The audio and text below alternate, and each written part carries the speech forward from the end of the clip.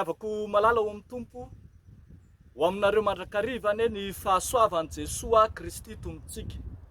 Amen. Mandondombaravarana ny famonjen'Andriamanitra.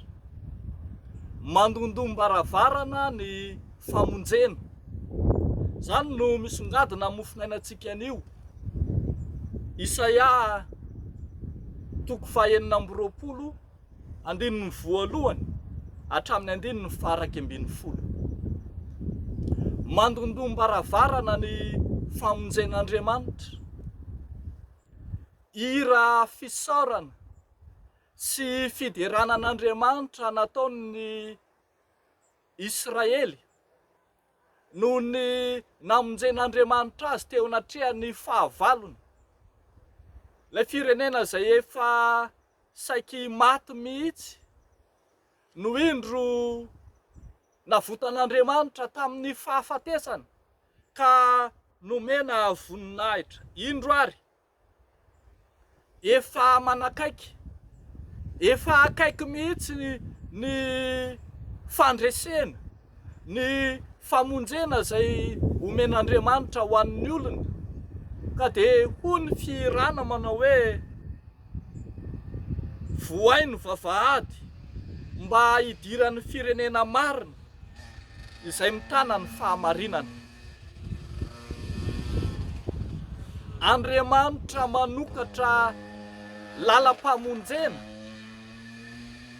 manokatra ny varavaran'ny fandresena ho an'ny olony no tazantsika amin'izao mofinaina izao ry havako.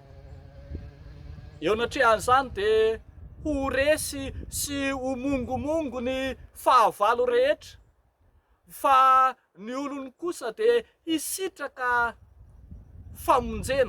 famonjena lehibe. Sary izay entina anambarana fotsiny ihany koa zany ilay fandresena efa mandondombaravarana ho an'izao tontolo izao tamin'ny alalan'i Jesoa Kristy ilay nandresy ny fahafatesana. Fa raha nandalo ny herinandro masina ny tompo, niaritra fanenjehana, fahoriana, fijaliana, notorotoroana, nombona tamin'ny hazo fijaliana ary niara-pahafatesana mihitsy aza. Dia ambara kosa eto amin'izao mofinaina izao fa efa manakaiky ny fandresena ka isatana ho mongomongo, ho resy ny fahavalo farany dia ny fahafatesana izany. Tsy hanan-kery aminy ny fahafatesana sy ny heriny amin'ny endriny rehetra. Ry havako malala ao amin'ny tompo, Jesoa Kristy no miteny amiko sy aminao fa indro mitsangana eo am-baravarana ka mandondona. Raha misy mihaino feo ka mamono varavarana ho izy dia hiditra ho aminy aho ka hiara hisakafo aminy. Andriamanitra manakaiky ny olony, manakaiky vahoaka no hitantsika tamin'ilay Jesoa Kristy tonga tetỳ amin'izao tontolo izao, hamono izao tontolo izao. Mazava arak'izany fa planina an'Andriamanitra momba ny famonjena, momba n'izao tontolo izao, ny hamono izao tontolo izao tamin'ny alalan'ny zanany malalany. Ankalaza ny Paska isika, fa androany dia sabotsy alohan'ny Paska. Mandrakariva ataontsika hoe sabotsy mangina, fa sabotsy izay andondoman'ny famonjen'Andriamanitra ho antsika tsiraray avy. Sabotsy izay mandombaravarana eo amintsika ny fandresena entin'ilay Jesoa Kristy. Sabotsy mangina fa fotoana nanorotoron'ny Kristy ny fahafatesana any Satana sy ny heriny rehetra ka hanokafany ny varavara famonjena ho an'izay mino azy. Tsy ho resy mandrakizay ny mino fa efa manakaiky, efa atombotra ny androm-pamonjena ary ankalaza izany isika.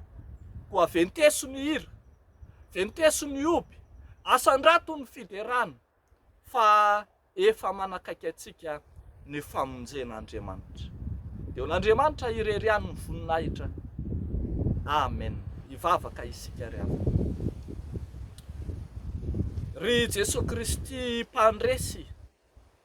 mpandresy ambonin'ny mpandresy ianao, nandresy ny aizina, ny fasana, ny fahafatesana, nandresy an'i Satana sy ny asa matiny rehetra. Misaotra anao zahay fa tsy notehirizinao ho anao samy rery ny fandresena, fa nozarainao ho an'izay rehetra mino ary manana anjara amin'izany izahay. Misaotra anao ny amin'ny famonjena mezinezina izay atolotra ho anay, ka tonga anay hihoatra noho ny mpandresiko aza. Ny dera sy ny laza ny voninahitra atolotra eo anao. Ry fahafatesanao, aiza ny fandresenao. Ry fahafatesanao, aiza ny fanindronanao. Fa Kristy efa nandresy ny fasana sy ny fahafatesana. Izany no ivelomanay sy iainanay koa ankehitriny, anananay fiadanana sy fandresena ary iainanay ny famonjena ao aminao Jesosy Kristy tomponay.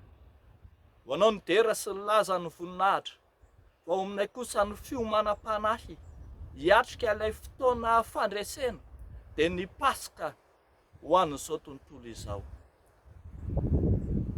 Dia amin'ny anaranao Jesosy nanaovanay izany vavaka izany.